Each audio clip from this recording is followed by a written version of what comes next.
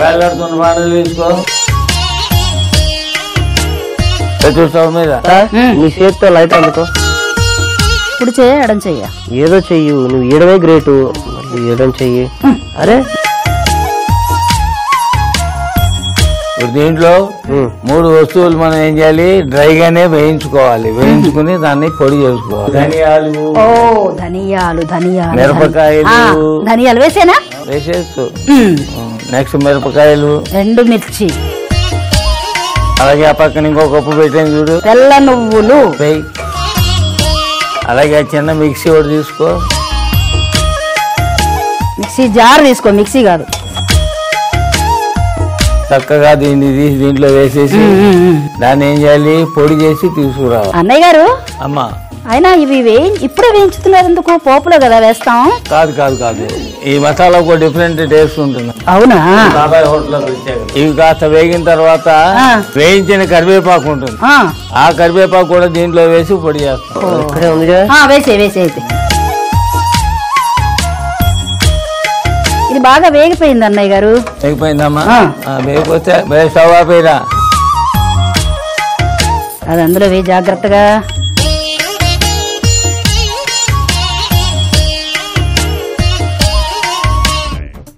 వెళ్ళి ఈ వీధి చివరిలో వద్దులే, నేనే ఈ ఊరికి తను కొత్త. మళ్ళీ వెంకటలక్ష్మి ఇంటికి నవనీతం ఇంటికి వెళ్ళకుండా నేరుగా వెళ్ళి మిక్సీలో పొడి చేసి తీసుకురా. అర్థమైందా? జాగ్రత్త. వాడు వెయ్యిలో పోదాలి. ఒక ఇంటికి పంపితే అక్కడితో ఆగడు. అక్కడ ఆగడు. ఇదిగో తెచ్చా. అన్నయ్య గారు ఇప్పుడు ఏం చేయాలి? మనం పులిహార కదమ్మా ఇప్పుడు చేసుకోవాల్సింది. అరే కింద అన్నం ప్లేట్ ఉంది, తీసుకో. అబ్బా, అలాగే వేయించిన కరివేపాకుని తీసుకో. ఇలాగే ఆ పెద్ద బాణాలు తీసుకుని ఆ స్టవ్ మీద పెట్టు.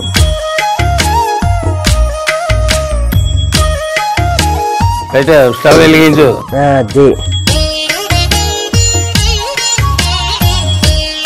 దీన్ని పక్కన పెట్టి దాంట్లో నూనె వేసుకోండి.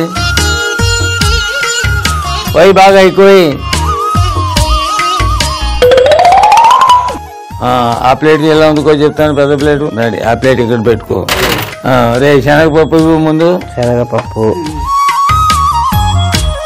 వేరుశనగ గుళ్ళు,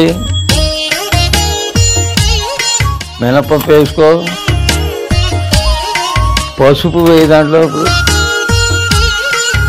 మిరపకాయలు వేయి దాంట్లో.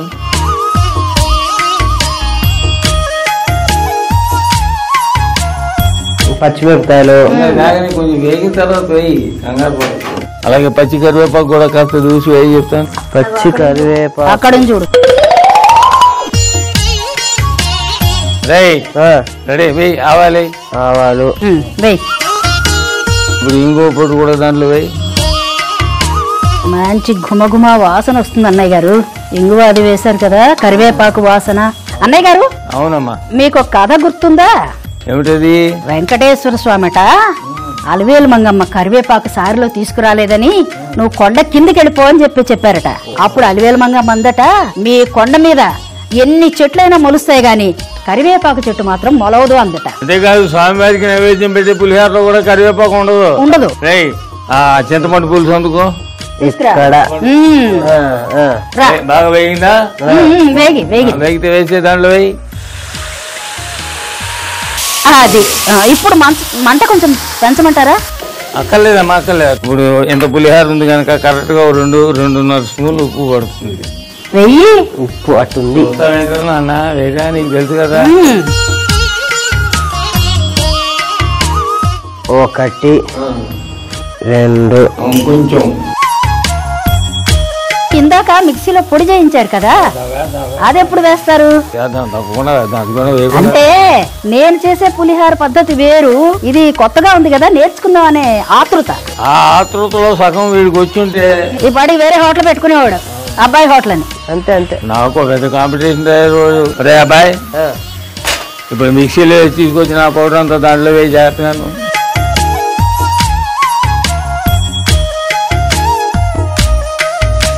ఇప్పుడు ఈ పంచదార కూడా కొద్దిగా దాంట్లో వేయి, పర్లేదు. అన్నయ్య గారు, అమ్మా మీరు మా ఊళ్ళో ఒకసారి చెంబు ఎత్తుకొచ్చాడా? నీకు ఎప్పుడు అవే గుర్తుకొస్తాయే? అంటే మా ఊర్లో ఒకసారి అంటే చెంబు ఎత్తుకొచ్చి వర విక్రయం అనే నాటకం వేశారు, గుర్తుందా? మంచి నాటకం అది. చూసావేంటి? నన్ను ఏమన్నారు? నిన్ను ఏం వేషం వేయమన్నారు? అందులో ఏదో వేషం, ఆ వేషం ఏమంటే డబ్బులు ఇస్తేనే వేస్తా అన్నా నేను. అప్పట్లో మన డిమాండ్ ఆర్టిస్ట్ నీకు బాగా డిమాండ్ ఉండేది. అవునవును. అన్నయ్య గారు, ఆ నాటకంలో నాకు ఒక డైలాగ్ మాత్రం ఇప్పటికీ బాగా గుర్తుంటుంది. అన్నయ్య గారు, ఆ డైలాగ్ ఏంటంటే, ఎక్కడ నువ్వు చూడలేదు ఇది ఎక్కడ చోద్యం, కట్నమన కళ్యాణ సమయమున ఇచ్చినది గాని లంచము వలె దొంగతనముగా ఇంటికి తీసుకుపోయి ఇచ్చినదియా. ఉన్న ఈ 10 ఎకరాల పొలము పోయినచో మన బ్రతుకు తెరివేమి. నిజమే, రాతిలోని కప్పకు, నీటిలోని చేపకు, మట్టిలోని ఎరకు, పుట్టలోని చెదకు, కలుగులోని ఎలకను రక్షించే ఆ దేవుడు శిశువు పుట్టేసరికి క్షీరాన్ని పుట్టించువాడు, నారు పోసినవాడు నీరు పోయడా నా వెర్రిగాని అని చెప్తుందండి. అత్త, అసలు నువ్వు ఇంత పెద్ద డైలాగ్ ఇప్పుడు చెప్పావు అంటే మామూలు విషయం కదా. ఎప్పుడు నేర్చుకున్నావు? ఎక్కడ నేర్చుకున్నావు? నేను కూడా హై స్కూల్లో చదువుతున్నప్పుడు నాటకాలు వేసేదాన్ని. ఓ, అప్పటి నుంచే మరవ్వా, సూపర్ అయిపోయింది ఇది. దాన్ని జాగ్రత్తగా 2 కషిపులతోటి పట్టుకుని ఇలాగ చుట్టూ దాన్ని పదాలి. జాగ్రత్త. జాగ్రత్త.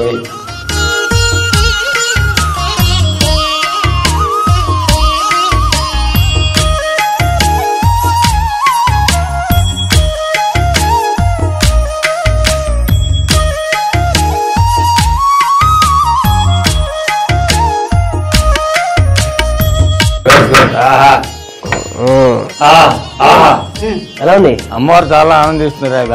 అది అంత బాగా చేసేది వాళ్ళు.